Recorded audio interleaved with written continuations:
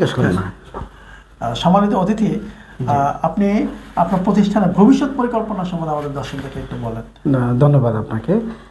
এই সুসচেতন সোসাইটি আমি চাই বাংলাদেশের প্রতিটি গ্রামে একটি করে প্রতিষ্ঠানের শাখা হবে।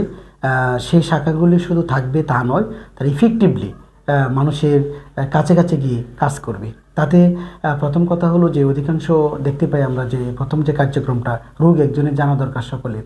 এখানে যদি আমরা এই সচেতন সোসাইটি প্রতিটি গ্রামে একটি করে প্রতিষ্ঠান থাকে, তাহলে মানুষকে যদি সচেতনতা বিল্ড আপ করে, তাহলে ক্লিনিক্যাল সাইডের যে রোগ তখনই আমরা দেখি যে একদম লাস্ট স্টেজে গিয়ে অনেক সময় চিকিৎসার ক্ষেত্রে যায়। তো প্রথমেই যদি দূরিয়ে দিতে পারি, তাহলে কিন্তু বাংলাদেশ রোগ ব্যবস্থাটাই কিন্তু কমে যাবে, রোগী হওয়ার ব্যবস্থাটাই কিন্তু কমে যাবে। এটা আমরা করতে চাই ইনশাল্লাহ। এটা আমার খুব স্বপ্ন, আমাদের এসো সচেতন সোসাইটির স্বপ্ন। আরেকটা হলো অনগ্রসর জনগোষ্ঠী।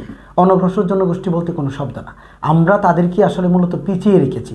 পিছিয়ে পড়া জনগোষ্ঠী না, আমরা পিছিয়ে রেখেছি। তাদেরকে যে সুযোগটা দিচ্ছি বা আমরা যে বলছি যে অনগ্রসর জনগোষ্ঠী, তাদের জন্য বিশেষ সুবিধা। বিশেষ সুবিধা কেন?